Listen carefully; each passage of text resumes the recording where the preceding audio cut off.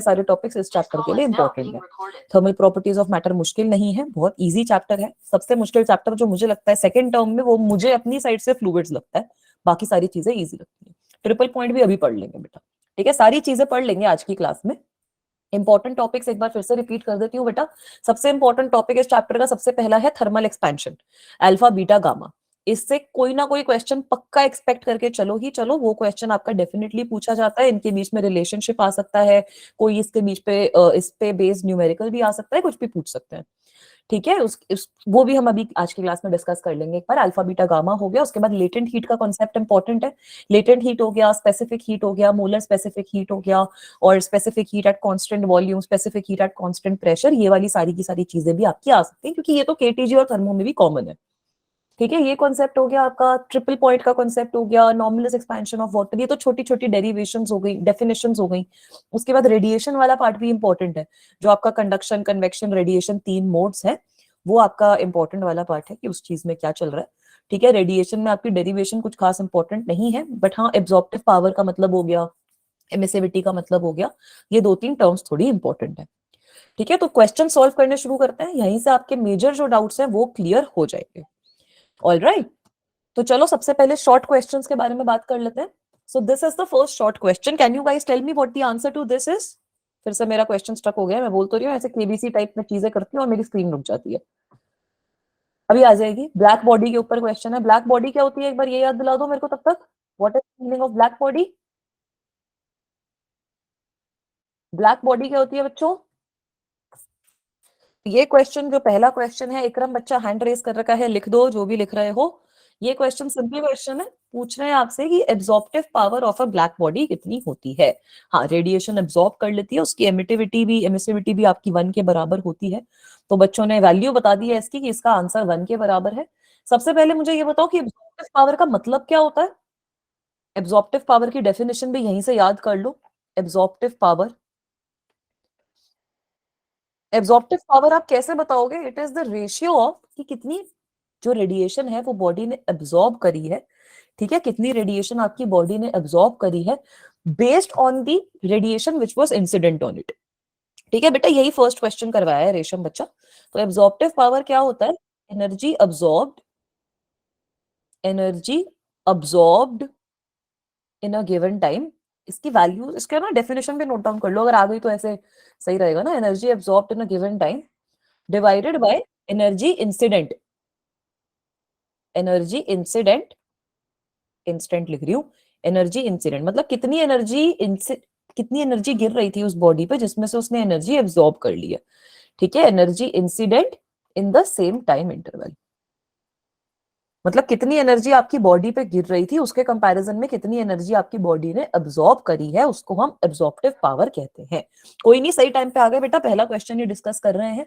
तो black body की जब आप बात करते हो, फॉर ब्लैक बॉडी, अब ब्लैक बॉडी यही ऑब्जेक्ट होती है। ब्लैक बॉडी की एमिसिविटी भी बहुत हाई होती है, ब्लैक बॉडी की एब्जॉर्प्टिविटी भी बहुत हाई होती है, ठीक है। ब्लैक बॉडी की एमिसिविटी भी बन होती है, एब्जॉर्प्टिविटी भी बन होती है। तो ब्लैक बॉडी जो होती है, ब्लैक बॉडी आपकी ऑब्वियसली ब्लैक इन कलर होती है, सारी की सारी जो भी रेडिएशन उस पर गिरेगी वो उसको एब्जॉर्ब कर लेगी। तो ब्लैक बॉडी के केस में ये जो एब्जॉर्प्टिव पावर होती है उसकी वैल्यू आपके पास 1 रहती है। Is it okay guys? अगले क्वेश्चन पे चलूं, ठीक है। यहां से आप लोगों ने एब्जॉर्प्टिव पावर की डेफिनेशन भी आप नोट डाउन कर सकते हो। स्टक नहीं है बेटा, आई थिंक विजिबल है स्क्रीन बच्चा पायल। यस, ये चैप्टर इजी है बेटा। इसमें आपसे पूछा है कि एब्जॉर्प्टिव पावर ब्लैक बॉडी की, परफेक्टली ब्लैक बॉडी की कितनी होगी। एब्जॉर्प्टिव पावर का क्या मतलब होता है कि आपकी बॉडी ने कितनी एनर्जी एब्जॉर्ब कर ली डिवाइडेड बाय कितनी एनर्जी उस पर एक्चुअल में इंसिडेंट थी, तभी तो कंपेयर कर पाओगे ना, कितनी एनर्जी इंसिडेंट थी, कितनी उसने एब्जॉर्ब कर ली, उन दोनों का रेशियो होती है एब्जॉर्प्टिव पावर। ब्लैक बॉडी के केस में एब्जॉर्प्टिव पावर आपकी 1 रहती है, ठीक है। ब्लैक बॉडी के केस में एब्जॉर्प्टिव पावर भी 1 होती है। एक और टिप भी लिख लो, एमिसिविटी भी जो होती है वो भी इसकी 1 होती है, ठीक है। एमिसिविटी जो होती है वो भी इसकी 1 रहती है, तो ये भी आप नोट डाउन कर सकते हो कि emissivity of a black body is also 1, ठीक है। आगे चले। है इकरम, आई थिंक इकरम सैफी तभी हैंड रेस करती है, बच्ची इंटेलिजेंट बच्ची है कि जब ऐसे स्क्रीन स्टक होती है तो वो हैंड रेस करके ऐसे सिग्नल दे देती है कि मैम रुक गई है स्क्रीन। आगे चले, अगला क्वेश्चन भी इजी है, ठीक है। नेक्स्ट क्वेश्चन इज आस्किंग कि state veins displacement law for black body radiation. तो बताओ वेन्स डिस्प्लेसमेंट लॉ क्या बोलता है? वेन्स डिस्प्लेसमेंट लॉ क्या बोलता है? सेम टाइम इंटरवल, मतलब 1 सेकंड की अगर मैं बात कर रही हूँ तो 1 सेकंड में कितनी रेडिएशन गिरी, उसमें से कितनी रेडिएशन उसने अब्सॉर्ब कर ली। आप ऐसे कंपेयर नहीं कर सकते ना कि 10 सेकंड में इतनी रेडिएशन गिरी और 1 सेकंड में उसने इतनी अब्सॉर्ब कर ली। आपको सेम इंटरवल में ये करनी पड़ेगी ना कंपेयर बेटा। ठीक है बेटा, अनुभव क्लास में अभी ना 90 बच्चे हैं और अभी धीरे धीरे बच्चे बढ़ जाते हैं तो फिर बहुत दिक्कत आती है बेटा, आप लोगों को ये समझ नहीं आएगा कि क्लास में क्या चल रहा है। ठीक है, तो दिक्कत हो जाएगी। क्लास के एंड में मैं आप लोगों को सबको माइक का एक्सेस दे दूंगी, कोई भी डाउट है तो आप पूछ सकते हो। वेरी गुड मेघा बेटा, बिल्कुल सही। वेन्स डिस्प्लेसमेंट लॉ क्या बोलता है? Lambda n multiplied by temperature remains a constant. ठीक है, तो ये ब्लैक बॉडी रेडिएशन का लॉ है, ये ब्लैक बॉडी रेडिएशन का लॉ है आपका। ये वो बोल रहा है कि ब्लैक बॉडी रेडिएशन अगर आप डिफरेंट टेम्परेचर्स पे देख रहे हो, black body radiation curve, stuck हो गई क्या? चल रही है बेटा स्क्रीन तो? Black body radiation curve at different temperatures,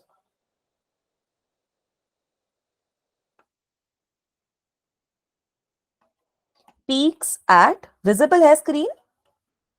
अभी स्टक है आई थिंक, उसके पहले चल रही थी, आधा लिख लिया था मैंने। हाँ, टेस्ट में नंबर नहीं आते, मेघा बोल रही है आता सब है मैम, कुछ नहीं होता है, नंबर भी आ जाएंगे। वो होता है ना कामयाबी के पीछे भागो, ऐसे था ना 3 इडियट्स का डायलॉग, उसमें ये था कि कामयाबी के पीछे भागो, नहीं किसके पीछे भागते हैं, क्या पीछे आती है? बस 3 इडियट्स भूल गई हूँ यार। हम्म, काबिल बनो काबिल, कामयाबी झक मार के पीछे आएगी, है ना, ये था डायलॉग। तो बेटा आप लोग भी ऐसे काबिल बनो, प्रैक्टिस करो मस्त, ऐसे अपनी थियरी स्ट्रॉन्ग करो, कॉन्सेप्ट स्ट्रॉन्ग करो, आपकी कामयाबी झक मार के पीछे आएगी, मार्क्स भी अच्छे आएंगे, पेपर भी क्लियर होंगे, सब बढ़िया हो जाएगा। ठीक है, ये ऐसे ऐसे लाइफ का मोटो बना के आगे चलो।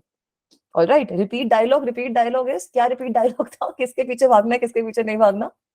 काबिल बनो, काबिलियत के पीछे भागो, कामयाबी झक मार के पीछे आएगी, that is what Ranchhod Das said. तो आप लोगों को भी वही करना है, नॉलेज गेन करनी है, कामयाबी के पीछे भागना नहीं है कि मार्क्स अच्छे आ जाए इसलिए हम पेपर की तैयारी कर रहे हैं। भाई अपने कॉन्सेप्ट स्ट्रॉन्ग करो, क्वेश्चन सॉल्व करो, मेहनत करते रहो, पेपर में भी अच्छे मार्क्स आएंगे, नीट वगैरह सब क्लियर हो जाएगा। ऑलराइट, तो वेन्स डिस्प्लेसमेंट लॉ सब सही बोल रहा है, lambda M multiplied by T is constant, मतलब ब्लैक बॉडी का जो रेडिएशन कर्व होता है डिफरेंट टेम्परेचर पे, it peaks at different wavelength. हाँ Phunsukh Wangdu, it peaks at different wavelengths, और ये जो वेवलेंथ होती है they are inversely proportional to temperature, peaks at different wavelengths which are inversely proportional to temperature, which are inversely proportional to temperature।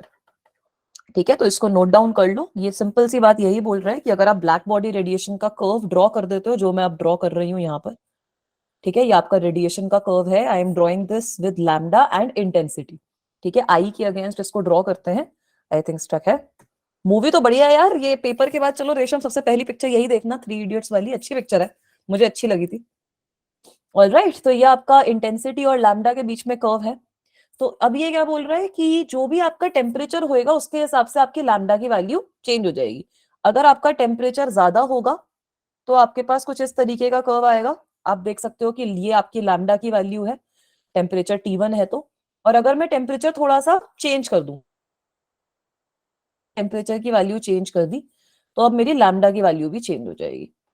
ठीक है, if I am changing the value of temperature, my lambda's value will also change.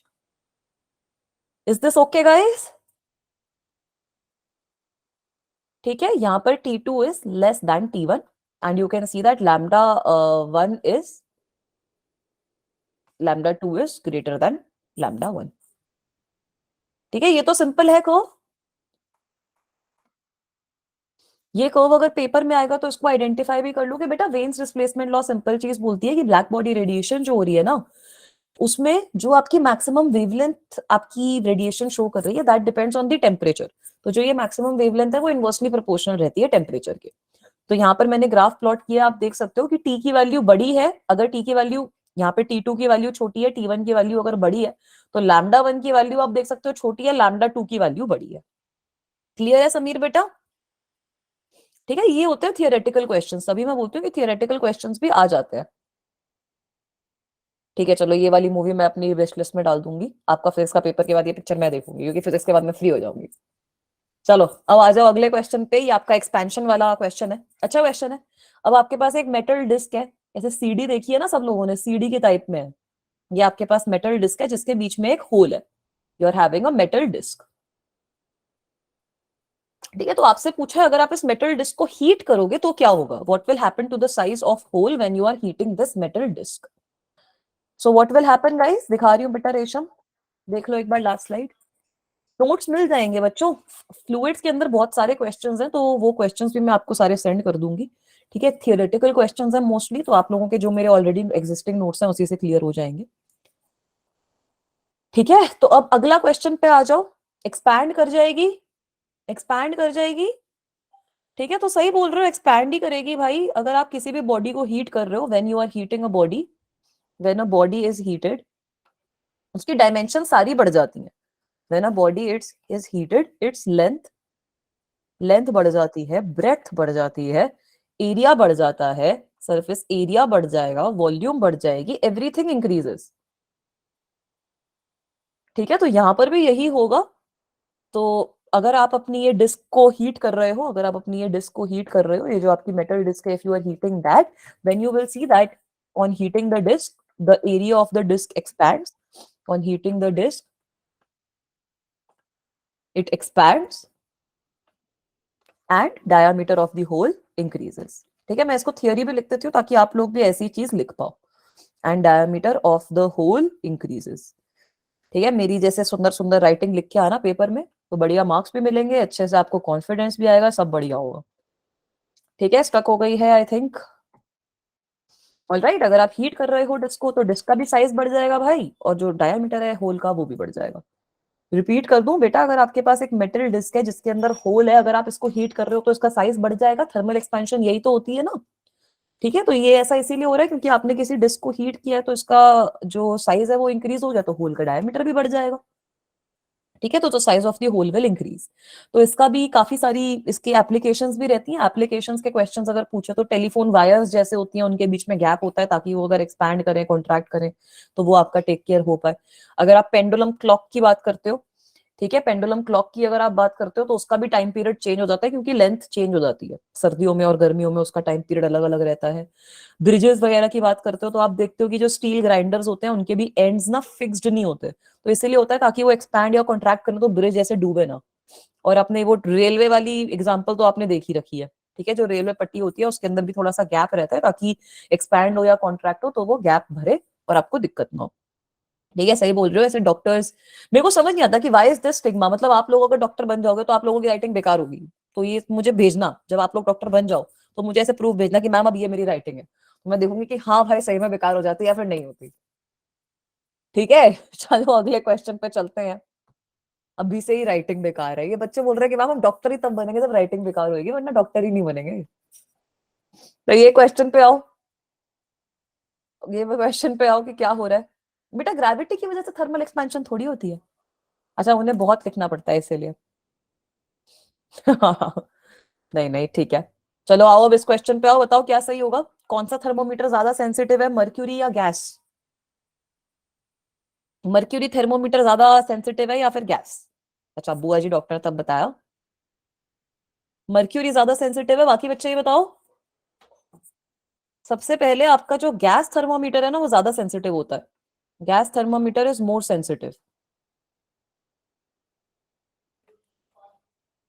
Gas thermometer is more sensitive. अब इसका reason सोचो क्यों sensitive. इसका reason क्या होता है कि गैस के केस में ना आपको पता है कि जो गैस होती है उसमें कोफिशिएंट ऑफ एक्सपेंशन काफी बड़ा होता है। गैस के केस में जो कोफिशिएंट ऑफ एक्सपेंशन की वैल्यू है ना वो बहुत बड़ा होता है। Coefficient of expansion is very big. होता ही नहीं होता, very big as compare to liquids, ये तो नॉर्मल है। एज कंपेयर टू लिक्विड जो गैस का कोफिशिएंट ऑफ एक्सपेंशन होगा वो काफी बड़ा होता है। ठीक है, तो क्योंकि वो काफी बड़ा होता है तो इसलिए वो ज्यादा सेंसिटिव होते हैं ना। क्योंकि अगर छोटा सा भी टेम्परेचर के अंदर राइज हुआ तो जो गैस वाला थर्मामीटर है उसके अंदर गैस तो बहुत ज्यादा राइज कर जाएगी, लिक्विड में आपको पता भी नहीं चलेगा। ठीक है, for small rise in temperature, for small rise in temperature gases expand, gases expand more than liquids. Gases, अच्छा स्टक है बेटा, एक सेकंड रिफ्रेश कर रही हूँ, लिख देते हैं ये पॉइंट फिर रिफ्रेश कर देंगे। ठीक है, तो यहाँ पर क्या हो रहा है, अगर आप छोटा सा राइज कर रहे हो टेम्परेचर के अंदर, तो ये चीज आप इमेजिन कर सकते हो कि गैस का क्योंकि कोफिशिएंट ऑफ एक्सपेंशन ज्यादा है, तो अगर छोटा सा भी आपने राइज किया टेम्परेचर के अंदर, तो गैसेस बहुत ज्यादा एक्सपैंड हो जाएंगी, फ्लूइड्स लिक्विड्स इतना एक्सपैंड नहीं होते। तो यहाँ पर इसलिए सेंसिटिविटी ज्यादा होती है। ठीक है, सेंसिटिविटी, सेंसिटिविटी लिख रही हूँ, सेंसिटिविटी, सेंसिटिविटी जो रहती है वो गैसेस की ज्यादा होती है। Sensitivity of gas is more, gas thermometer is more. Trisha बेटा हैंड रेस कर रखा है, जिसको डाउट है वो आप लिख दो, जिसको डाउट है वो आप लिख दो। इकरम ने भी हैंड रेस कर रखा है। स्टक है क्या स्क्रीन? नहीं, स्टक भी नहीं है। इसका मतलब क्या है कि अगर आप गैस और लिक्विड की बात कर रहे हो, तो गैस का कोफिशिएंट ऑफ एक्सपेंशन ज्यादा होता है, मतलब अगर उसमें छोटा सा भी चेंज होएगा तो वो बहुत ज्यादा इंक्रीज कर जाएगी। ठीक है, वो जो अगर छोटा सा भी अगर आपका चेंज हुआ तो वो वाला बहुत ज्यादा इंक्रीज कर जाएगा, गैस का जो वॉल्यूम है वो आप देख पाओगे कि कितना राइज कर रही है। तो इसी चक्कर में वो ज्यादा सेंसिटिव हो जाती है। स्मॉल राइज इन टेम्परेचर में गैसेस बहुत ज्यादा एक्सपैंड कर जाएगी एज कम्पेयर टू लिक्विड। तो आप देख पाओगे ना कि राइज इन टेम्परेचर हुआ ही नहीं हुआ। थर्मोमीटर का मतलब ये होता है टेम्परेचर का चेंज मेजर करना है। Is that okay guys? ठीक है, स्टक नहीं है अभी, क्लियर है ये क्वेश्चन? आगे चलते हैं। This is also a good question, why pendulum clocks go faster in winter and slower in summer. बहुत सिंपल क्वेश्चन, सब बच्चों को ऐसे ऑसिलेशन में ये क्वेश्चन याद भी हो जाना चाहिए। ठीक है, समझ में आ गया मुझे। ठीक है, ये वाला क्वेश्चन है आपका, why pendulum clocks generally go faster in winter and slower in summer. बेटा अगर आप क्वेश्चन समझो, अगर शॉर्ट नोट्स बनाओ, नोट्स पे ज्यादा फोकस मत करो वरना लास्ट स्लाइड पे अटक जाओगे। अभी दिख रहा है, विजिबल हो रहा है? लास्ट स्लाइड देख लो एक बार यार, एक सेकेंड। अभी विजिबल है बच्चा? नहीं, गर्मी में दिन बड़े नहीं होते हैं, गर्मी में दिन उतने ही होते हैं। तो सन जल्दी सेट या फिर राइज करता है, बट दिन तो उतना ही होता है ना, 24 आवर्स का। और कोई रीजन है इसका? सोचो शिवानी, क्या रीजन होएगा? वेरी गुड, मेघा सही बोल रही हैं, वंशिका भी बिल्कुल सही बोल रही हैं। ऐसे समझदार बच्चे हो। टाइम पीरियड की वैल्यू कुछ ऐसी देखी है ना, 2 पाई अंडर रूट L/G। ठीक है, 2 pi under root L/G। So in summers length of pendulum increases, length of pendulum increases, length of pendulum increases. तो इसका मतलब क्या है, टाइम पीरियड बढ़ जाएगा। एक सेकेंड। ठीक है, इन समर्स आपका जो लेंथ ऑफ पेंडुलम है वो बढ़ रहा है, तो in summers time period will also increase, है ना। इन समर्स आपका टाइम पीरियड बढ़ जाएगा, in summers time period increases. हाँ, फीलिंग तो मैं समझ गई, जैसे सर्दियों में होता तो है ये चीज। ठीक है, तो टाइम पीरियड बढ़ गया तो इसका मतलब यही है ना कि क्लॉक्स जो है वो समर में स्लो हो जाएंगी। Time period increases so clock moves slower.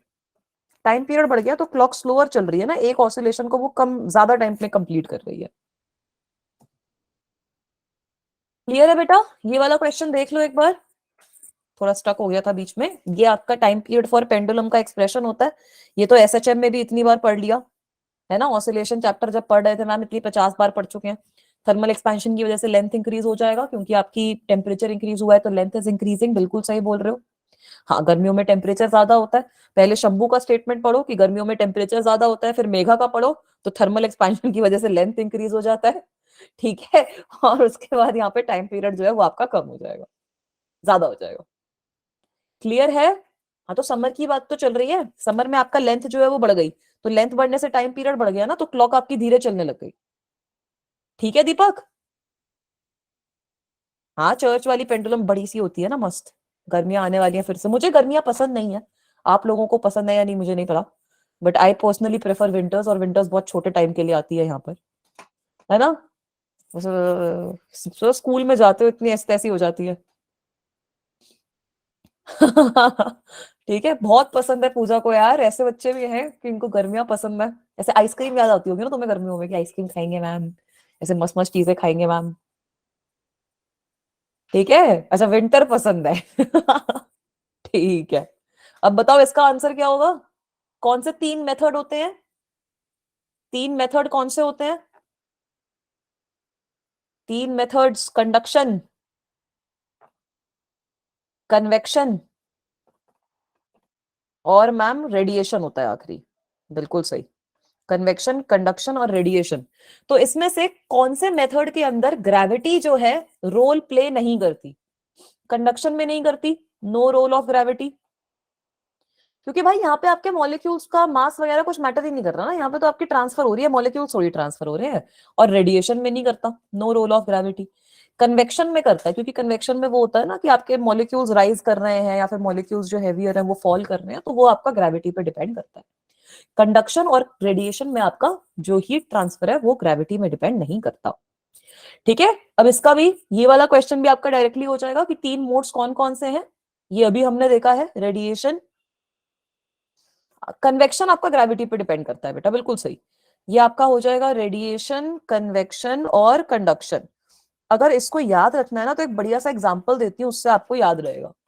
ठीक है, बचपन में सब लोगों ने ऐसे सीनरी बनाई होगी ना, बचपन में ऐसे सीनरी बनाई होगी कि यहाँ पे सूरज है, ठीक है, यहाँ पे ऐसे पहाड़ है, मैम मस्त, ये पहाड़ थोड़े बड़े बना देते हैं, यहाँ पे ऐसे पहाड़ है, यहाँ पे ऐसे पानी वानी बह रहा है, बनाई या नहीं बनाई? ठीक है। ठीक है, तो यहां से रेडिएशन समझ लो, ये जो सन है, सन की रेज आपकी ग्राउंड को हिट कर रही है, तो ये हो गई आपकी रेडिएशन। ठीक है, सन जो है वो अपनी एनर्जी रेडिएट कर रहा है, सन की जो हीट है वो ग्राउंड को हीट कर रही है, sun is heating the ground, so that is radiation, sun heats the ground. ठीक है, अब बेटा ये जो आपकी ग्राउंड होएगी ना, ये जो आपकी ग्राउंड है, वो ग्राउंड क्योंकि गर्म होएगी तो उसकी सराउंडिंग एयर भी गर्म हो जाएगी, होएगी नहीं होएगी? फिजिक्स समझो अब इस ड्राइंग के अंदर। ठीक है, रेडिएशन हो गई आपकी, सन जो है वो ग्राउंड को गर्म कर रहा है। अब यहां पर मैं आपको कंडक्शन का एग्जांपल दे रही हूँ। ठीक है, यहां पर मैं आपको कंडक्शन का एग्जांपल दे रही हूँ। हाँ बेटा मैं भेज दूंगी, एक मैंने भेज दिया, ये वाली दोनों भी भेज दूंगी। कंडक्शन में आप देख सकते हो ग्राउंड जो है, ground is heating the air, है ना। अब ग्राउंड आपकी अगर गर्म हो रही है तो वो हीट भी तो कर रही है ना एयर को, ग्राउंड आपकी एयर को हीट कर रही है नहीं कर रही, तो वो कंडक्शन हो गई। और कन्वेक्शन के केस में क्या हो रहा है, अब ये जो गर्म हवा होती है ये ऊपर चली जाती है, पड़ा है ऐसा कुछ? अब ये जो गर्म हवा होती है वो ऊपर चली जाती है ना, कन्वेक्शन के केस में पड़ा होगा। कन्वेक्शन का मतलब है वार्म एयर राइजेस अप। तो ये सीनरी से हमने सारे के सारे कॉन्सेप्ट समझ लिए। तो रेडिएशन के केस में क्या होता है, आपकी बॉडी जो है वो एनर्जी रेडिएट कर रही है, ईएम वेव रेडिएट कर रही है। कंडक्शन के केस में आपके पार्टिकल्स मूव नहीं कर रहे, बट क्योंकि आपकी दो चीजें कांटेक्ट में है तो आपका हीट ट्रांसफर हो रहा है।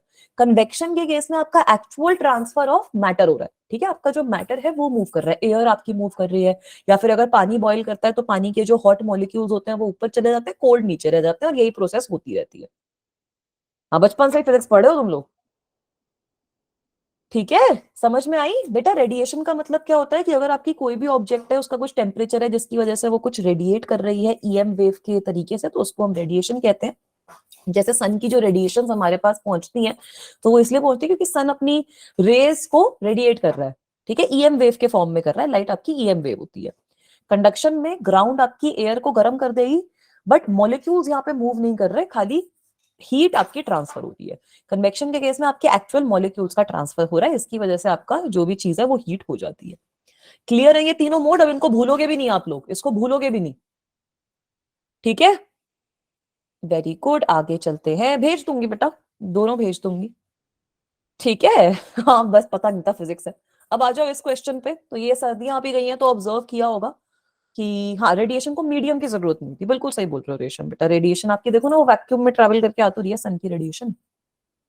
अब ये क्वेश्चन विंटर्स में आप लोगों ने एक्चुअल में एक्सपीरियंस किया है। क्या होता है कि अगर आप एक मोटा सा स्वेटर पहन लो तो इसमें इतनी सर्दी नहीं रुकती, बट अगर आपने दो कपड़े पहन रखे हैं तब उसमें आपकी सर्दी ज्यादा रुकती है। ठीक है, तो इसका रीजन, ठीक है, फ्रिक्शन की तरह से बोल लो, वरना इसका एक्चुअल में रीजन ये है कि एयर जो होती है, air is a bad conductor of heat.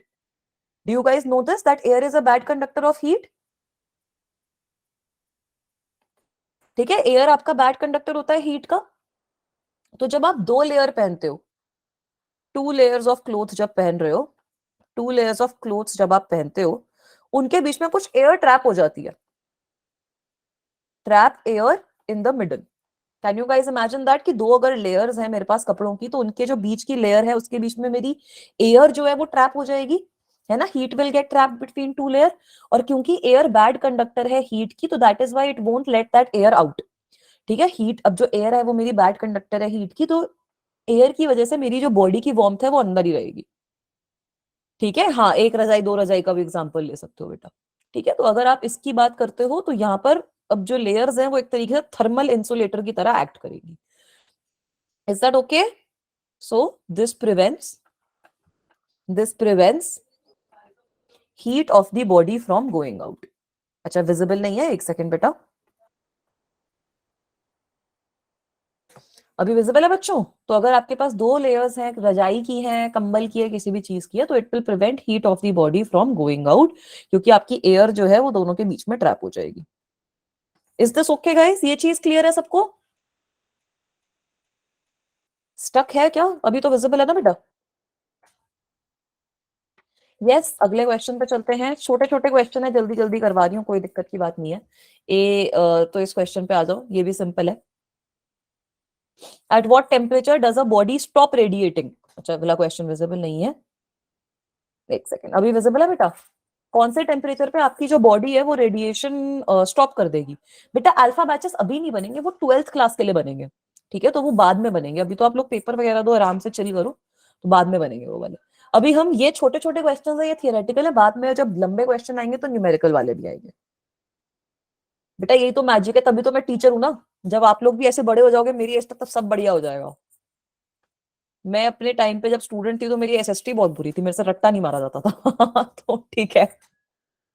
At what temperature does a body stop radiating? It stops radiating at absolute zero. इसका आंसर है एब्सोल्यूट जीरो पे। एब्सोल्यूट जीरो आइडियली अचीवेबल है नहीं एज सच। ठीक है, एब्सोल्यूट जीरो जो होता है उस पे आपकी बॉडी हीट रेडिएट नहीं करती। एब्सोल्यूट जीरो क्या है? केल्विन स्केल पे जो जीरो होता है वो, केल्विन स्केल का जो जीरो है ना उसको हम एब्सोल्यूट जीरो कहते हैं। ठीक है, तो केल्विन स्केल पे जो जीरो है उसको हम एब्सोल्यूट जीरो कहते हैं, वो आपका जीरो पॉइंट होता है।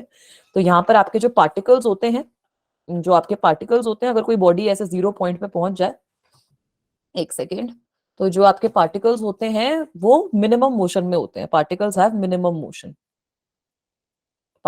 Minimum motion and they have minimum energy. ठीक है, तो इससे ज्यादा ठंडे आपके पार्टिकल्स हो नहीं सकते, क्योंकि आपको पता है कि आपके जो पार्टिकल्स का मोशन है, आपके जो पार्टिकल्स की एनर्जी है, वही आपके टेम्परेचर की तरह आपके पास आ रही है। ऑलराइट, तो अगर आपके पार्टिकल्स का मोशन सबसे कम है, अगर आपके पार्टिकल्स की एनर्जी सबसे कम है, तो उसको हम एब्सोल्यूट जीरो कहते हैं। आइडियल केस में एनर्जी रेडिएटेड कभी जीरो नहीं होती। ठीक है बेटा, विजिबल है ना स्क्रीन? आई थिंक काफी बच्चों के अभी हैंड रेज्ड है। All right, simple question, not a very difficult question at all. ठीक है, तो अब अगला लास्ट क्वेश्चन करते हैं, ये आपका शॉर्ट क्वेश्चन में लास्ट क्वेश्चन है, उसके बाद हम आगे थोड़े से लंबे क्वेश्चन पे चलेंगे। So this question is saying, बेटा इसी टाइम पे स्टॉप हो जाती है ना ये जो एब्सोल्यूट जीरो वाला मामला है, वरना आपकी वाइब्रेशन तो टेम्परेचर जैसे जैसे आप बढ़ाते रहोगे वैसे भी बंद हो जाती है। काइनेटिक एनर्जी होती है, पोटेंशियल एनर्जी होती है, वाइब्रेशन कम होती रहती है। ठीक है, टेम्परेचर पे आपकी वाइब्रेशन डिपेंड करती है, तभी बोला जाता है कि डिग्री ऑफ फ्रीडम भी टेम्परेचर पे डिपेंड करती है, क्योंकि जब आप टेम्परेचर इंक्रीज करते हो तो vibrational degree of freedom add होनी शुरू हो जाती है। ऑलराइट, कोई नहीं, अभी है टाइम ऐसे, एक सेकंड बेटा, लास्ट स्लाइड वाले बच्चों है अभी ऐसे 45 मिनट्स, 40 मिनट्स तो है ही। आधी क्लास ओवर हुई है अभी, आई थिंक आधी क्लास ओवर हुई है, आधी अभी बाकी है। चले आगे बेटा, चलो अब इस क्वेश्चन पे आ जाओ। ये आपका वो टेम्परेचर के स्केल्स के रिगार्डिंग क्वेश्चन है। ठीक है, टेम्परेचर के स्केल के रिगार्डिंग क्वेश्चन है कि अगर आप फ़ारेनहाइट और, हाँ मुझे समझ में आ गया बच्चों, अगर आप फ़ारेनहाइट और सेल्सियस के बीच में कर्व प्लॉट करते हो तो कैसे प्लॉट होता है। सबसे पहले तो ये चीज याद रख लो, आप लोगों को पता भी है कि फ़ारेनहाइट कितना होता है, 9/5 मल्टीप्लाइड बाय सेल्सियस, 9/5 जो भी टेम्परेचर आपके पास सेल्सियस में है, प्लस 32। इसी तरीके का आता है आपके पास, यही वैल्यू होती है, राइट। तो आप लोगों को पता है कि अगर मैं 100 डिग्री सेल्सियस के बारे में बात कर रही हूँ, so that corresponds to 212 degree Fahrenheit. और अगर मैं 0 डिग्री सेल्सियस के बारे में बात कर रही हूँ तो वो कितना हो जाता है फ़ारेनहाइट में? 0 डिग्री के बारे में बात कितना हो जाता है बेटा फ़ारेनहाइट के केस में? 0 डिग्री के बारे में बात करते हैं तो 32 डिग्री सेल्सियस हो जाता है, 32 डिग्री फ़ारेनहाइट। तो आप लोग देख सकते हो कि यहाँ पर, हाँ मुझे भी पता लग रहा है, जैसे थक चुके हैं हम लोग, यहाँ पे ऐसे 100 का गैप है, यहाँ पर ऐसे 180 का गैप है। तो अब अगर आप इसको ग्राफ से रिप्रेजेंट करते हो तो ग्राफ देखो, नहीं पता लग रहा, चलो अच्छी बात है, फिर पता नहीं लग रहा तब भी अच्छी बात है, पता लग रहा है तब भी अच्छी बात है। देखो पता नहीं लग रहा तब तो अच्छी बात है, पता लग रहा है और फिर भी आप यहाँ पे हो तो मतलब देखो एफर्ट लग रहा है, तो वो भी अप्रिशिएबल है। अगर मैं ग्राफ प्लॉट करती हूँ तो ये आपका डिग्री सेल्सियस में है, ये आपका डिग्री फ़ारेनहाइट में है। आप लोग यहां से देख सकते हो कि स्ट्रेट लाइन इक्वेशन बनेगी, स्ट्रेट लाइन इक्वेशन बनेगी ना, है ना, क्योंकि y is equal to M X plus C के फॉर्म में आ रहा है मामला, तो स्ट्रेट लाइन इक्वेशन बननी चाहिए। ग्राफ आपका 32 से शुरू होएगा, यहाँ पे आपका 0 है, तो आपके पास कुछ स्ट्रेट लाइन बनेगी ऐसे बढ़िया। फिर से स्टक हो गई क्या, एक सेकेंड, अभी विजिबल है बेटा, स्ट्रेट लाइन बन गई बढ़िया मस्त। और जहां पे आपका ये वाला ग्राफ 212 के बराबर हो जाएगा, वहां पर आपका जो सेल्सियस वाला ग्राफ है that will become equal to 100। Is it okay guys, graph visible है सबको, ठीक है, आदत हो चुकी है अब। ठीक है, तो आप देख सकते हो कि अगर आप फ़ारेनहाइट में डिफरेंस देख रहे हो तो 180 फ़ारेनहाइट का डिफरेंस आ रहा है, और सेल्सियस के स्केल में आपके पास 100 डिग्री सेल्सियस का डिफरेंस आ रहा है। तो इस तरीके से आप ग्राफ प्लॉट कर सकते हो यार, कुछ मुश्किल चीज नहीं करी है, बट ठीक है, क्वेश्चन को एक अलग तरीके से रिप्रेजेंट करने का तरीका है ये। बेटा क्वेश्चन में आपको बोला है कि फ़ारेनहाइट और सेल्सियस के बीच में ग्राफ प्लॉट करके दिखाओ, तो अगर आप फ़ारेनहाइट को सेल्सियस में कन्वर्ट करते हो, this is the equation which you have. यहाँ से आप देख सकते हो कि ये एक तरीके से y is equal to M X plus C वाली इक्वेशन है, तो आपकी स्ट्रेट लाइन बननी चाहिए, है ना। y इज इक्वल टू, यार वैल्यू दे रखी है तो आपको खाली वैल्यू निकालनी है, अगर c की वैल्यू आपको 50 दे रखी है तो आपको खाली फ़ारेनहाइट में डायरेक्टली निकालना है ना, तो निकाल देना, क्या दिक्कत है। ठीक है, तो यहाँ से आप देख सकते हो कि 100 डिग्री सेल्सियस जो होती है वो 212 डिग्री फ़ारेनहाइट के इक्वल आएगा, 0 डिग्री सेल्सियस आपका 32 डिग्री फ़ारेनहाइट के इक्वल आएगा। तो अब इसका स्ट्रेट लाइन ग्राफ मैंने बना दिया, जो 0 पे 32 से शुरू हो रहा है, और जब इसकी वैल्यू 212 है फ़ारेनहाइट पे तो सेल्सियस स्केल पे 100 है। ठीक है साक्षी, इज इट ओके बेटा, चलूं आगे। चलो अब थोड़े से लंबे क्वेश्चंस पे आ जाओ, डेफिनेशन बेस्ड क्वेश्चन है, बहुत सिंपल क्वेश्चन है। क्या आंसर होएगा, स्पेसिफिक हीट कैपेसिटी क्या होती है, स्पेसिफिक हीट कैपेसिटी क्या होती है बच्चों, स्पेसिफिक हीट कैपेसिटी कितनी हो गई, amount of heat energy, amount of heat energy required to raise the temperature, amount of heat energy required to raise the temperature of unit mass of a substance, है ना, very good. अगर आपके पास unit mass है किसी भी substance का, तो amount of heat energy required to raise the temperature of unit mass of substance by 1 degree Celsius और 1 केल्विन, ये होती है आपकी स्पेसिफिक हीट। ठीक है, अगर आपके पास यूनिट मास है किसी सब्सटेंस का तो आपको कितनी हीट की जरूरत है ताकि आप उसका टेम्परेचर बढ़ा पाओ बाय 1 डिग्री सेल्सियस या 1 केल्विन, क्लियर है, नॉट जस्ट द टेम्परेचर। हाँ, 1 ग्राम का अगर आपके पास है या फिर यूनिट मास है किसी भी सब्सटेंस का, तब आपको कितनी एनर्जी चाहिए ताकि आप उसका टेम्परेचर 1 डिग्री सेल्सियस या 1 केल्विन से बढ़ा पाओ।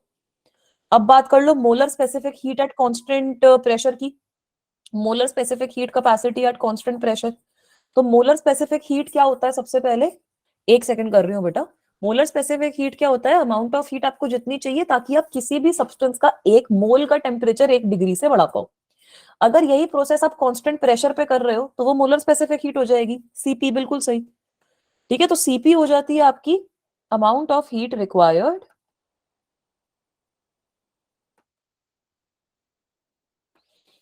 To raise the temperature, to raise temperature of 1 mole, to raise the temperature of 1 mole by 1 degree Celsius और 1 केल्विन एट कांस्टेंट प्रेशर। ऐसे ही सीवी की भी डेफिनेशन लिख दोगे, है ना, ऐसे ही सीवी भी लिख दोगे, बस वो कांस्टेंट वॉल्यूम पे हो रहा है। ठीक है, ये डेफिनेशंस क्लियर हैं। मैं वही बोल रही थी कि इस चैप्टर से ऐसे ये स्पेसिफिक हीट वगैरह भी पूछ ली जाती है कभी कभी, क्योंकि ये भी आप पहली बार ही पढ़ रहे हो।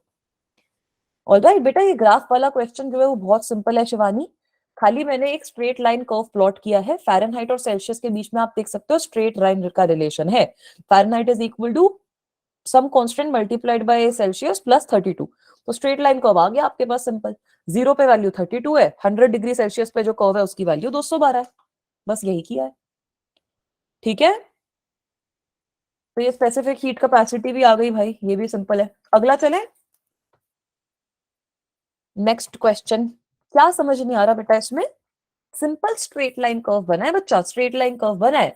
आपको पता है कि जब 0 डिग्री सेल्सियस होता है तो 0 पे मैंने इसकी वैल्यू 32 बना दी, क्योंकि 0 डिग्री सेल्सियस पे फ़ारेनहाइट की वैल्यू 32 रहती है। 100 डिग्री सेल्सियस पे फ़ारेनहाइट की वैल्यू 212 रहती है, तो मैंने एक स्ट्रेट लाइन ही तो बनाई है दोनों के बीच में, है ना बेटा? y is equal to mx plus c use किया है शिवानी बच्चा।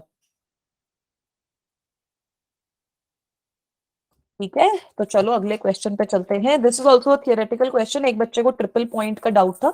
शिवानी बेटा फिर एक बार क्लास के एंड में इस क्वेश्चन को फिर से डिस्कस कर लेंगे, तब तक आप आगे वाला क्वेश्चन समझ लो। ठीक है, एक बार आगे वाला क्वेश्चन समझ लो, उसके बाद क्लास के एंड में फिर से ये क्वेश्चन डिस्कस करवा दूंगी। हाँ, तो नित्य आपको ये बेटा एक बार क्लास के एंड में बता दूंगी। ऑल राइट, चलो ये वाला हो गया clear Afreen?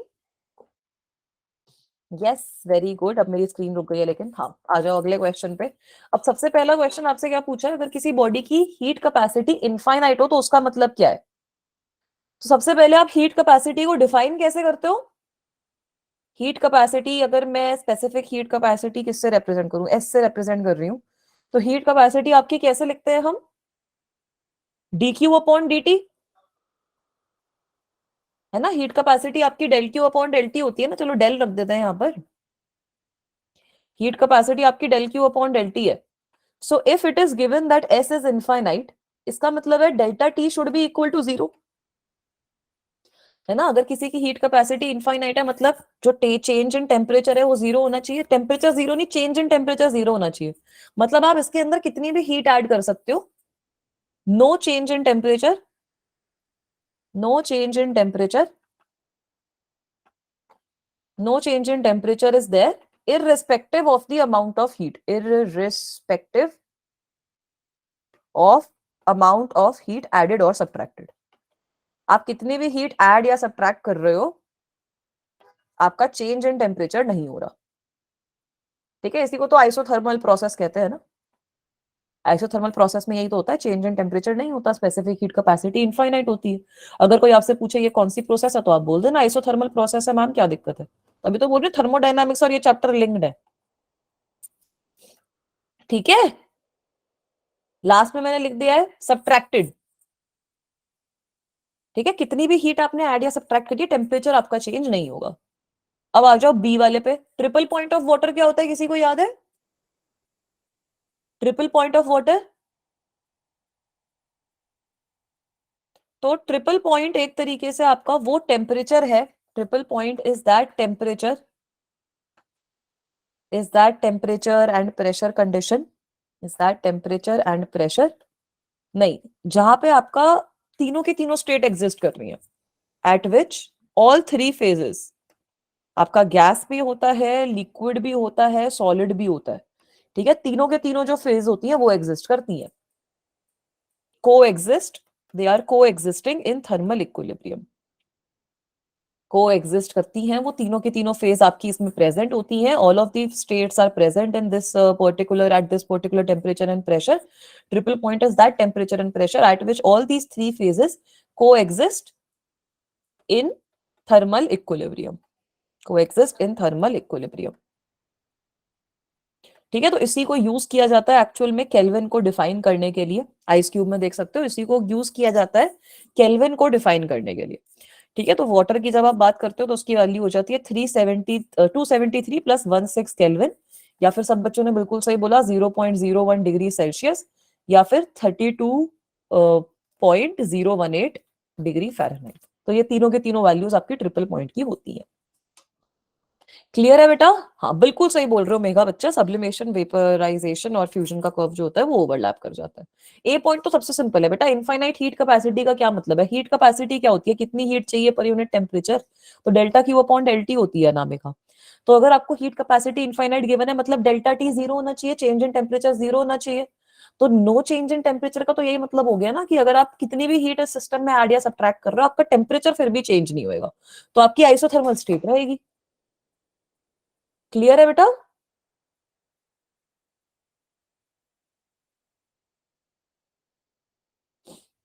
Is it clear guys? आगे चले। 40 डिग्री सेल्सियस नॉर्मल टेम्परेचर होता है। आई थिंक 40 डिग्री सेल्सियस की तो कुछ स्पेशल बात नहीं होती, जितना मुझे याद है चेष्टा बच्चा। ठीक है, चलो अगला क्वेश्चन देखते हैं। दिस इज ऑल्सो थोड़ा सा डिफिकल्ट क्वेश्चन। 4 डिग्री स्पेशल होता है, वो आपका एनोमलस पॉइंट रहता है, उस पे आपकी डेंसिटी मैक्सिमम रहती है पानी की। ठीक है, वो वाला जो पॉइंट है उस पे आपकी पानी की डेंसिटी मैक्सिमम रहती है बेटा 4 डिग्री पे। अब बताओ ये कोफिशिएंट ऑफ थर्मल कंडक्टिविटी क्या चीज है भाई? What is the coefficient of thermal conductivity? बेटा और कहाँ है? और तो लिखा ही नहीं इसमें। अच्छा, और सब्ट्रैक्टेड, सब्ट्रैक्टेड लिखा है। ठीक है, अब कोफिशिएंट ऑफ थर्मल कंडक्टिविटी बता दो क्या होता है। सब बच्चों ने कुछ ऐसा पढ़ा होगा, रेट ऑफ हीट फ्लो के बारे में पढ़ा होगा, है ना? That D Q upon D T जो होता है आपका, जो आपका रेट ऑफ हीट फ्लो है, ठीक है, जो ये आपकी स्पेसिफिक हीट कैपेसिटी है, रेट ऑफ हीट फ्लो है, इसको कुछ भी बोल लो। इस सिचुएशन में आप लोगों ने पढ़ा है कि this is equal to area T1 minus T2, जो भी आपके टेम्परेचर है उनके बीच में डिफरेंस, डिवाइडेड बाई डी। ठीक है, d is your diameter of the material which you are having, और यहाँ पर हम ये के ऐड करते हैं। तो ये जो के होता है यही होता है coefficient of thermal conductivity. This is your coefficient of thermal conductivity, right guys? तो इसको डिफाइन भी कर दोगे यहीं से। कैसे डिफाइन करते हैं? अजीब सी एक डेफिनेशन आती है इसकी, अजीब तो क्या ही है, ठीक है, फिजिक्स की डेफिनेशन है। तो इसकी डेफिनेशन होती है total amount of heat, total amount of heat, total amount of heat that passes in 1 second, that passes in 1 second, ठीक है, total amount of heat that passes in 1 second across opposing sides, total amount of heat that passes in 1 second across opposing sides of a unit cube। Area भी one कर दिया, D की value भी one कर दी, सब कुछ one कर दिया। Across a unit cube whose faces are at temperature difference of 1 degree Celsius. Is this okay guys? मतलब अगर आपके पास एक क्यूब है जिसके दोनों के दोनों फेसेस 1 डिग्री के डिफरेंस में है, और उस क्यूब का एरिया भी वन है, उसका डायमीटर भी वन है, तो उसमें कितनी अमाउंट ऑफ हीट क्रॉस करेगी 1 सेकंड के अंदर, वो होती है आपकी coefficient of thermal conductivity. Is that okay? यहां तक क्लियर है बेटा? हाँ ये सही है। ऐसे डाउट्स तुम अपने चैट बॉक्स में जिस बच्चे को आते हैं वो रिजॉल्व कर देगा, तो इससे बढ़िया हो जाएगा काम। ठीक है, अगले पे चलो। इसी का अगला पार्ट एक बार देखें क्या बोल रहा है। अब इसका पार्ट बात कर रहे हैं कि अगर आपके पास दो हैं जो टच कर रहे हैं एक दूसरे को, दो स्लैब्स हैं जो एक दूसरे को टच कर रहे हैं, बेटा थर्मल कंडक्टिविटी तो ये एक्सप्रेशन से समझ में आएगी, D Q upon D T is equal to K A T1 minus T2 upon D. सबकी वैल्यूज वन रख दो ना यार, टेम्परेचर डिफरेंस वन के बराबर है, एरिया वन है, टाइम वन है, डी की वैल्यू वन है, तो क्या होगा इस सिचुएशन में? अच्छा, यहाँ पर एक तो कैपिटल टी नहीं होता, स्मॉल टी होता है। ठीक है, ये कैपिटल टी नहीं है, ये आपका स्मॉल टी आ जाएगा। तो कितनी हीट आपकी 1 सेकंड में ट्रांसफर हुई? अगर मेरे पास यूनिट एरिया है, यूनिट डायामीटर है, 1 सेकंड में कितनी हीट ट्रांसफर हुई, वही तो आपका कोफिशिएंट ऑफ थर्मल कंडक्टिविटी हो जाएगा ना बच्चा। Is it okay? ठीक है, तो ये तो आपका खाली डेफिनेशन हो गया कोफिशिएंट ऑफ थर्मल कंडक्टिविटी का। अब आपको आगे बताना क्या है कि अगर आपके पास दो मेटल स्लैब है जिनका area of cross section same है, दोनों की थिकनेस अलग अलग है, यूनिट क्यूब, यूनिट क्यूब बेटा, opposing sides of a unit cube whose faces are at a temperature difference of 1 Kelvin। ठीक है, अब अगले पार्ट पे चलूं इसके। ये क्वेश्चन भी आपका 3 मार्क में आएगा, आई थिंक 2 मार्क में तो नहीं आएगा, ये मिनिमम 3 मार्क में आएगा आपका क्वेश्चन, अगर आया तो। ठीक है, तो अगर आपके पास दो मेटल स्लैब हैं जिनका area of cross section same है, थिकनेस है D1 और D2 के बराबर, और उनकी थर्मल कंडक्टिविटी आपको K1 और K2 गिवन है, तो आपको बताना है कि उसमें इक्विवेलेंट थर्मल कंडक्टिविटी कितनी होगी। अच्छा, 5 का लग रहा है, ठीक है, 5 का तो नहीं आएगा, 3 का आएगा, इतना भी मुश्किल क्वेश्चन नहीं है। तो अब आपको क्या दिया है कि दो आपके पास ऐसे स्लैब है, ठीक है, दो आपके पास स्लैब है, एक की थर्मल कंडक्टिविटी है K1, एक की है K2, दोनों का एरिया जो है वो सेम गिवन है, दोनों का एरिया आपको सेम गिवन है, ठीक है, क्वेश्चन में देख सकते हो आप ये चीज। 3 का है क्वेश्चन भाई, मैं बोल रही हूँ 3 का मैक्सिमम है, इसके बाद में अगर एक छोटा सा न्यूमेरिकल और दे दिया तो वो हो जाएगा। और दोनों की थिकनेस भी आपको गिवन है D1 और D2 के साथ में D1 और D2 आपको गिवन है। तो आपसे पूछा है कि बताओ इस केस में नेट कितना होगा। तो नेट निकालने के लिए आप कैसे बताओगे नेट को, कि स्टेडी स्टेट के अंदर जो हीट क्रॉस करेगी यहां से वो हीट सेम होनी चाहिए, यही होता है ना, तभी वैसे ही तो बताते हैं कि Q बाई टी की जो वैल्यू होती है वो कांस्टेंट रहनी चाहिए। Is the diagram visible guys? एक सेकेंड अभी रिफ्रेश कर देते हैं। ठीक है, विजिबल हुआ। अब इसके बाद ये वाला डायग्राम देख गया, बड़ी मेहनत से डायग्राम बनाया है यार।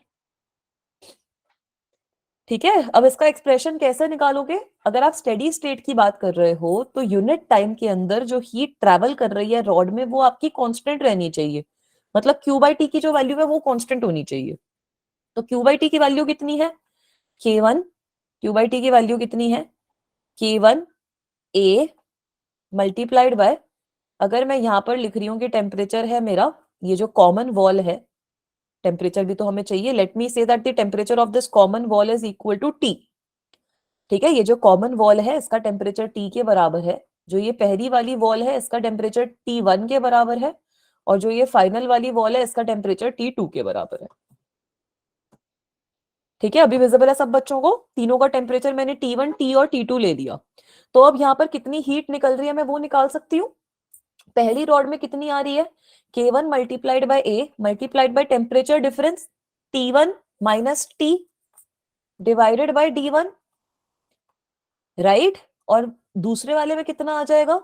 K1 multiplied by A T2, sorry T minus T2 आएगा, वहां पे T से T2 में जा रहा है, तो आपके पास आ जाएगा T minus T2 upon D2। Is this okay guys? ये चीज सबको विजिबल है? फिर से स्टक हो गई क्या? ज्यादा स्टक हो गई अभी इस वाली क्लास में? अभी विजिबल है बच्चों? And this should be equal to जो आपकी इक्विवेलेंट आ रही है capacity, K A T1 minus T2 upon जो भी आपके पास नीचे वैल्यू आ रही है D1 प्लस D2 के। एक सेकेंड, मैं बोल तो रही हूँ ये क्वेश्चन में ऐसे कुछ लग गया है कि ये क्वेश्चन बोल रहा है कि मैं सॉल्व नहीं होएगा, तो अब एक बार क्वेश्चन समझ लो पूरा। इसमें आपको दो स्लैब गिवन थे K1 और K2 के, K1 और K2 उनकी थर्मल कंडक्टिविटी है, दोनों का आपको जो लेंथ है वो आपको D1 और D2 के बराबर गिवन है। टेम्परेचर मैंने ले लिया, एक बॉल का T1, बीच वाली का T और फिर फाइनल वाली का T2। ठीक है बेटा, स्टक इसलिए हो रही है मुझे भी समझ नहीं आ रहा, अभी तो 1 मिनट में ही काफी बार स्टक हो गई। दोनों का एरिया आपको पता है A के बराबर है, तो जो आपकी हीट कैपेसिटी है वो पूरी की पूरी हीट ट्रांसफर इसमें से ही होगी, उसकी वैल्यू मैं इस तरीके से रिप्रेजेंट कर सकती हूँ, राइट गाइस?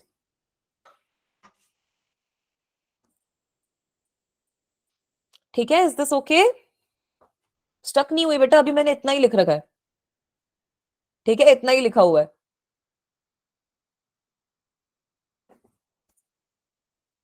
अभी दिख रहा है यहां तक? क्लियर है सब बच्चों को?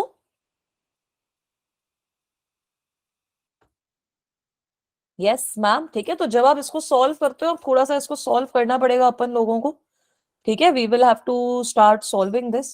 सो when you start solving it, आप एक तो ये चीज देख सकते हो कि ये जो T1 माइनस T2 है, ये जो T1 माइनस T2 है इसको डायरेक्टली आप ऐसे कुछ T1 minus T plus T minus T2 के टर्म में लिख सकते हो, जो हमारे पास यहाँ पर भी है चीज, ठीक है, इसके टर्म में आप इसको लिख सकते हो। तो जब आप इसको सॉल्व करते हो आपके पास कुछ इस तरीके से आएगा, दैट D1 प्लस D2, अगर मैं इसको उल्टा कर दूं, D1 plus D2 upon Ka must be equal to D1 upon K1A plus D2 upon K2A। अरे फिर से स्ट्रोक हो गई क्या? अभी ये क्या गड़बड़ हुई? ठीक है, ये मुझे समझ नहीं आ रहा अभी क्या गड़बड़ चल रही है इस चीज में। Is it visible now guys?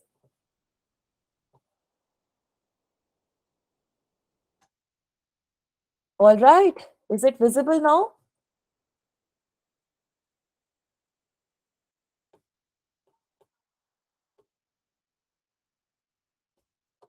ठीक है, एक बार रिपीट कर देती हूँ। सबसे पहले आप देखो कि यहाँ पर बात हो रही है Q अपॉन T की। ठीक है, आपके क्यू अपॉन टी के बारे में बात हो रही है, तो सेम क्वांटिटी जो है वो यहाँ पे फ्लो करेगी ना, the same quantity of heat will flow in the two rod जब वो कांटेक्ट में है। तो ये आपका सीरीज वाला अरेंजमेंट हो गया इस सिचुएशन में, हो गया नहीं हो गया? ठीक है, ये आपका सीरीज का अरेंजमेंट हो गया बेटा। तो आपके पास इस तरीके से जो हीट का एक्सप्रेशन है वो आ जाएगा। तो यहाँ पर जब आप इसको सॉल्व करोगे आपके पास D1 D2 और ये वाला जो रिलेशन है वो इस तरीके से आ जाएगा जैसे यहाँ पे गिवन है। Is it okay guys? नहीं, अच्छा sorry, I think I did something wrong here. These two also must be equal to each other, क्योंकि जो हीट फ्लो है पर सेकेंड का that must be equal to each other. तो अब जब आप यहां से सॉल्व करते हो तब आपके पास इस तरीके का एक्सप्रेशन आता है, ये आप डायरेक्टली देख सकते हो, क्योंकि T1 minus T2 is equals to T1 minus T plus T minus T2। तो यहां पर अगर मैं ये T1 माइनस टी की वैल्यू निकालती हूँ, T माइनस T2 की वैल्यू निकालती हूँ, तो वो मेरे पास आ जाएगी D1 upon K1A, right? This value will be equal to D1 upon K1A, this value will be equal to D2 upon K2A। फिर से स्टक हो रही है, मैं ऐसे परेशान हो गई हूँ यार। अब तो आप लोग भी परेशान हो गए होंगे। ये क्वेश्चन में ऐसे वो आ गई है, मैं बोलती नहीं, ये क्वेश्चन हो नहीं रहा है हमारा। ठीक है, अभी वैसे बता बेटा, what I am saying is that ये तीनों की तीनों जो चीजें हैं, तीनों की तीनों जो क्वांटिटीज है वो इक्वल रहनी चाहिए। ठीक है, तीनों की तीनों ये जो क्वांटिटीज है वो इक्वल रहनी चाहिए, because it is representing rate of flow of heat per unit time. तो यहाँ पर जब मैं ये T1 माइनस T2 की वैल्यू अगर कुछ ऐसे लिख दूं that it is equal to T1 minus T plus T minus T2, so this will be equal to what? D1 plus D2 divided by Ka, right? इसको मैं इस तरीके से रिप्रेजेंट कर सकती हूँ। तो मेरे पास ये फाइनल इक्वेशन आ जाएगी अगर मैं ये तीनों के तीनों एक्सप्रेशन यहाँ पे लिख दूं। हाँ, फटीग हो गया है मेरी स्क्रीन में, थक गई है स्क्रीन। ठीक है, तो अब इसके आगे आपको सिंपल थोड़ी सी मैथ्स करनी है। अगर आप इसको फर्दर सॉल्व करते हो तो ये एरिया वाली टर्म तीनों जगहों से कट जाएगी। ठीक है, एरिया वाली टर्म तीनों जगहों से कट जाएगी, और जब आप ये के का वैल्यू निकालते हो, फाइनल जो के की वैल्यू आती है वो आपके पास आ जाएगी K1 K2 multiplied by D1 plus D2। ठीक है, K1 K2 multiplied by D1 plus D2, इसमें आ जाएगा फिर K2 D1 plus K1 D2।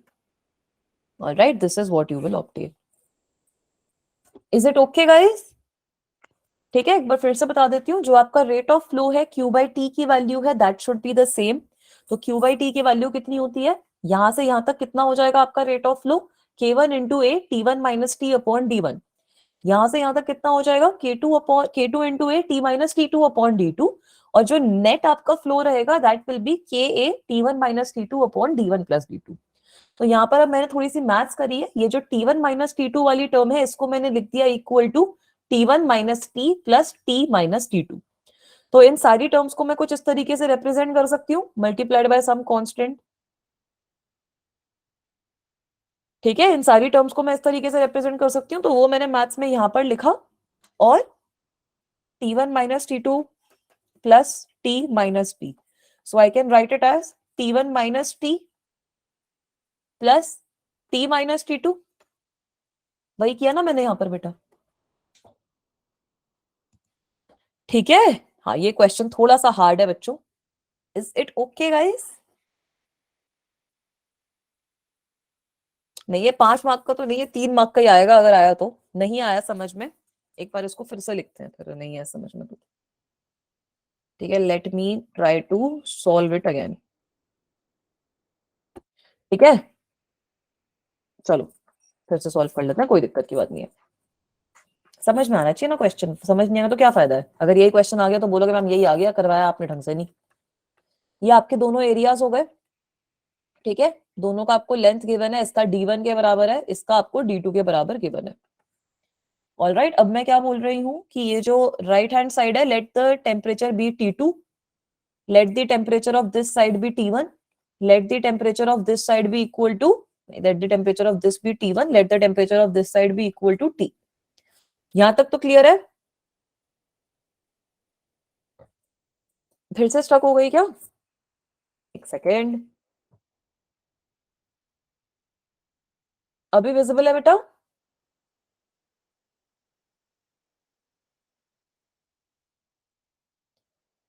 ठीक है, सब बच्चे से हैंड रेस कर रहे हैं। मैं बोलती हूँ बड़ी टाइम बाद बहुत ज्यादा दिक्कत आ रही है। Is it okay now? Let me try to change my connection then internet का, may be that will help.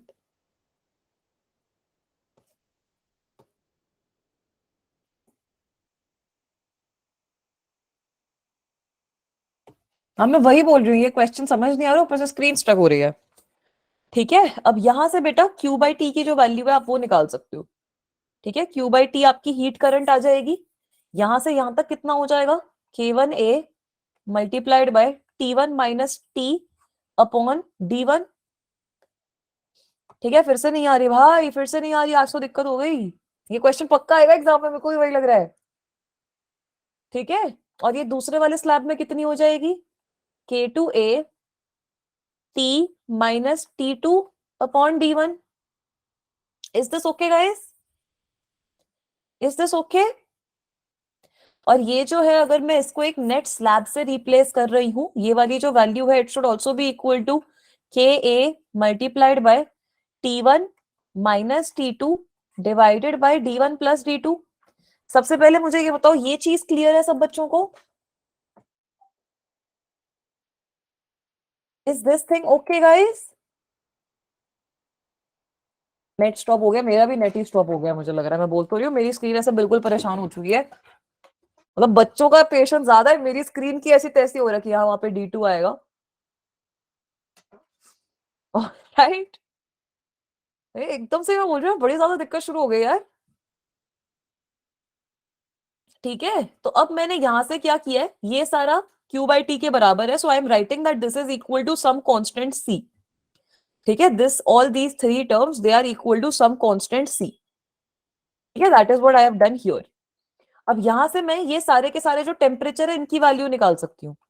T1 minus T कितना हो जाएगा, C D1 अपॉन K1A, है ना। और T माइनस T2 की वैल्यू निकाल सकती हूँ, वो आपका कितना हो जाएगा, C multiplied by D2 upon K2A। एक बार ये समझ लो, अच्छा क्वेश्चन लग रहा है मुझे, जेन्युइनली लग रहा है कि आ जाएगा आपके पेपरों में, तभी इसमें इतनी दिक्कत आ रही है, वरना यूजुअली आनी नहीं चाहिए। ठीक है, और T1 माइनस T2 की वैल्यू अगर मैं निकालती हूँ वो कितनी आ जाएगी, C multiplied by D1 plus D2 divided bye K। सबसे पहले ये चीज समझ में आओ, ये समझ में आया यहाँ तक, यहाँ तीनों की वैल्यूज मैंने कांस्टेंट के टर्म्स में लिख दी। इतना समझ में आया बेटा? नजर लग गई है, मुझे भी वही लग रहा है। यस, एक बार रिपीट कर दूं, मैंने बोला कि जो रेट ऑफ फ्लो है वो कांस्टेंट रहना चाहिए। Right Deepak, rate of flow Q by T must remain a constant, मतलब K1A T1 minus T divided by D1 must be equal to K2A T minus T2 divided by D2 and this must be equal to KA T1 minus T2 divided by D1 plus T2। ठीक है, ये question पढ़ के ही शुरू से करवा रही हूँ बेटा। दो आपको स्लैब गिवन है, दोनों को ज्वाइन किया है, दोनों की कंडक्टिविटी K1 और K2 के बराबर गिवन है। ठीक है, दोनों का आपको जो लेंथ है, जो डायमीटर है, वो आपको D1 और D2 गिवन है। टेम्परेचर मैंने अज्यूम कर लिया T1 T और T2 के बराबर है तीनों का। तो इस तरीके से रेट ऑफ फ्लो लिख सकते हैं, और तीनों केस में इक्वल होएगा रेट ऑफ फ्लो पर सेकेंड। राइट गाइस, तो Q बाई टी की वैल्यू निकल गई यहां से। अब मैंने क्या किया, इसको मैंने बोला है कि this is equal to a constant. ठीक है, all I have done is I have said that this must be equal to a constant. ये वाली जो पूरी की पूरी चीज है ये आपकी कांस्टेंट के बराबर होनी चाहिए। तो कांस्टेंट के बराबर होगी तो मैं इसको यहाँ से T1 minus T, T minus T2 और T1 माइनस T2 की वैल्यू निकाल सकती हूँ ना। T1 माइनस टी कितना हो जाएगा, this constant multiplied bye D1 divided by K1A, है ना। हाँ बेटा, स्क्रीन पे फिर से करवाया है। ठीक है, T1 माइनस टी की वैल्यू आ जाएगी constant into D1 upon K1A। Is it okay guys? Stuck नहीं है, मैंने कुछ लिखा नहीं है अभी तक गाइस। यहां तक क्लियर है बच्चों? Yes ma'am, no ma'am? वैसे ही T माइनस T2 की वैल्यू भी कुछ लिख सकते हो, ये C D2 अपॉन K2A। बेटा उल्टा हो जाएगा ना यार, यहां से देखो ना, एक तरीके से मेरे पास क्या है, K1A T1 minus T2 T1 minus T divided by D1 must be equal to K है मेरे पास। तो यहां से फिर मैं ये T1 माइनस टी की अगर वैल्यू निकालूंगी तो K D1 अपॉन K1A आ जाएगी ना वैल्यू। के डी1 अपॉन के1 आ जाएगी ना वैल्यू। वैसे ही अगर मैं इसको इक्वेट करती हूँ सी के बराबर, तो टी माइनस टी टू की वैल्यू कितनी आ जाएगी, सी डी टू अपॉन के टू है। अभी समझ में आ रहा है, एकदम बिंदास बोल रहा है ऐसे समीर। शिवानी समझ में आया बच्चा, खाली कांस्टेंट से इक्वेट करके ये जो टेम्परेचर है इनकी वैल्यू निकाली है। क्वेश्चन काफी बिंदास है, मैं समझ गई हूँ, मेरे को पता चल गया कि क्वेश्चन बहुत ही ज्यादा बिंदास है ये वाला। जब मैं आप लोगों को समझाती हूँ तब मुझे समझ में आता है कि भाई ज्यादा तगड़ा क्वेश्चन हो गया।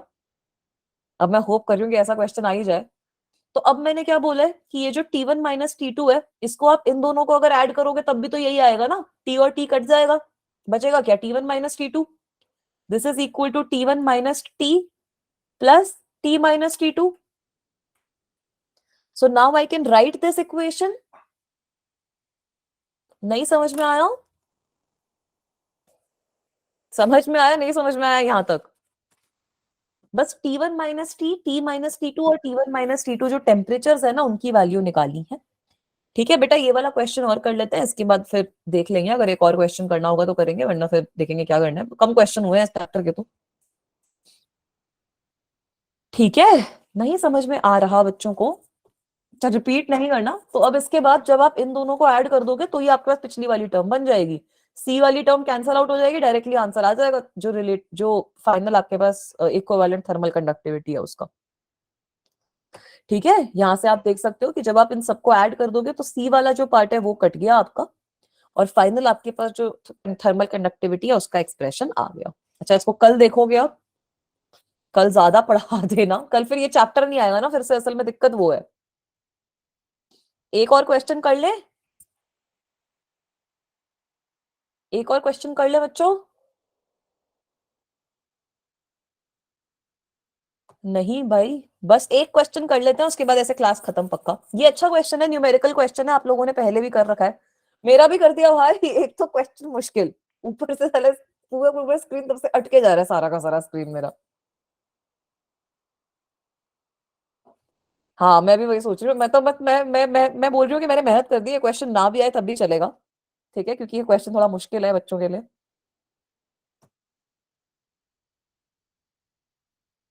ये क्वेश्चन नहीं दिखा रही, चलो एक क्वेश्चन और देख लेते हैं, उसके बाद ऐसे क्लास खत्म कर देंगे। ठीक है, ये सिंपल क्वेश्चन है, ये आपने वैसे भी कर रखा है। ये थोड़ा सा आपका वो वाला क्वेश्चन है, क्या कहते हैं इसको, भूख लग रही है बेटा, लास्ट क्वेश्चन है, फिर जाओ आप लोग भी खाना खाओ। मैं तो बोल रही हूँ कि अगर आपको भूख लगती है तो ट्राई किया करो कि क्लास के साथ में थोड़े से अपने स्नैक्स रख लिए, वो क्लास के साथ में खा लिया करो, लिख भी लिया करो, कुछ खा भी लिया करो। ठीक है, मेरे को आपकी वीडियो देख नहीं रही तो आप ये काम कर सकते हो, वो टॉफी वाला आइडिया अच्छा है। हाँ मैं तो खाना खा रहे हैं, अच्छा देखो अच्छे खाना भी खा रहे हैं ऐसे। चलो ये वाला क्वेश्चन बताओ कैसे करना है। वही करते हैं, पता है मुझे भाई, मैं भी स्टूडेंट रही हूँ और मेरा भी कोरोना के टाइम पे क्लासेस होती थी। तो ये वाला क्वेश्चन कैसे करेंगे, क्वेश्चन में क्या बोल रखा है, a copper block of mass 2.5 kg is heated in a furnace to a temperature of 500 degree Celsius and then placed on an ice block. तो अच्छा क्वेश्चन है बेटा, आपको एक कॉपर ब्लॉक गिवन है। ठीक है, कॉपर ब्लॉक आपको बोला है कि उसको आपने गर्म किया है और एक बड़े से आपने आइस के ब्लॉक पे उसको प्लेस कर दिया। तो अब क्या होगा ये बताओ, what will happen in this case. अगर आपके पास कोई बहुत गर्म चीज है, उसको आप आइस पे प्लेस कर रहे हो, तो क्या होगा, जो आइस होगी वो मेल्ट होनी शुरू हो जाएगी ना, जो आइस होगी वो मेल्ट होनी शुरू हो जाएगी। तो आपको बताना है कि जितनी इस कॉपर ब्लॉक के अंदर हीट है उसकी वजह से आपकी कितनी आइस मेल्ट हो पाएगी, what is the maximum amount of ice which can be melted. बिल्कुल सही बोल रहे हो बेटा। तो maximum amount of heat, maximum heat which copper block can lose, what will that be, which copper block, which copper block can lose, what will this heat be equal to। आपको specific heat given है copper की, आपको मास भी given है copper का, आपको temperature difference भी given है, सब कुछ ही गिवन है इस क्वेश्चन में। तो मैक्सिमम हीट क्यू की वैल्यू कितनी हो जाएगी, mass multiplied by specific heat multiplied by change in temperature. Is this okay,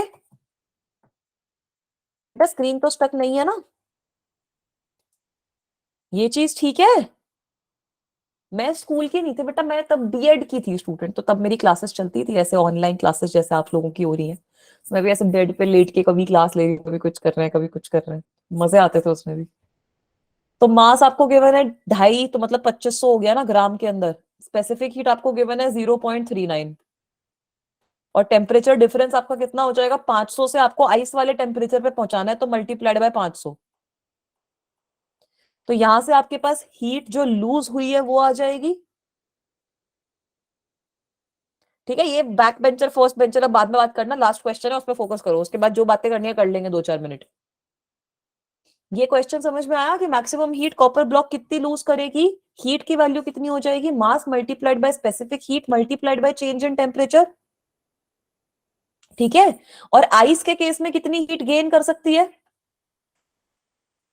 heat gained by ice, heat gained by ice कितनी होनी चाहिए भाई, मास इनटू लेटेंट हीट होनी चाहिए ma'am, mass of ice multiplied by latent heat, latent heat भी आपको given है fusion of water वाली 335, है ना, तो आंसर कितना रह जाएगा 335 मल्टीप्लाइड बाय मास। इन दोनों को इक्वेट कर दो, इन दोनों को इक्वेट कर दो, आपके पास मास की वैल्यू आ जाएगी। इन दोनों को इक्वेट कर दोगे, कल ये क्वेश्चन सॉल्व किया था, अच्छा क्वेश्चन है ये भी। इन दोनों को इक्वेट कर दोगे तो मास की वैल्यू आ जाएगी, M I will come out to be equal to 2500 multiplied by 0.39 multiplied by 500 divided by 335। ठीक है, तो ये कॉम्प्लिकेटेड सा एक्सप्रेशन सॉल्व कर लो, वो आपके पास मास ऑफ आइस आ जाएगा। और मैंने जब सॉल्व किया था मेरे पास ये कुछ 1.45 किलोग्राम आया था इसका आंसर। इज इट ओके बेटा? ठीक है बेटा, मास में ग्राम को ग्राम में मैंने इसलिए कन्वर्ट किया क्योंकि स्पेसिफिक हीट देखो, स्पेसिफिक हीट भी आपको जूल्स पर ग्राम में गिवन है, can you see that Sameer? Specific heat आपको जूल्स पर ग्राम में गिवन है, हीट ऑफ फ्यूजन भी आपको जूल्स पर ग्राम में गिवन है, तो यहाँ पे मास को हम इसलिए ग्राम से डील करते हैं इस वाले पर्टिकुलर चैप्टर में। हाँ, टेम्परेचर केल्विन में गिवन है तो यहाँ पर केल्विन में, वो तो 500 डिग्री सेल्सियस को अगर आप यहाँ पे आपको चेंज इन टेम्परेचर निकालना है ना, तो 500 डिग्री सेल्सियस -0 आपको निकालना है, तो वो अगर आप केल्विन में भी करोगे तब भी आपके पास 500 ही आएगा। ठीक है, तो इतना ही करते हैं फिर आज की क्लास में। सब बच्चे ऐसे पीटने वीटने वाले हैं मेरे को कि मैम हम तो थक गए हैं बुरी तरह से। Alright, so that is all we will cover in today's class. I hope thermal properties भी सब बच्चों को समझ में आया हो। इसके भी थोड़े से एक्स्ट्रा क्वेश्चंस हैं, वो भी मैं आप लोगों को पीछे भेज दूंगी ताकि आप उन क्वेश्चंस को थोड़ा देख पाओ।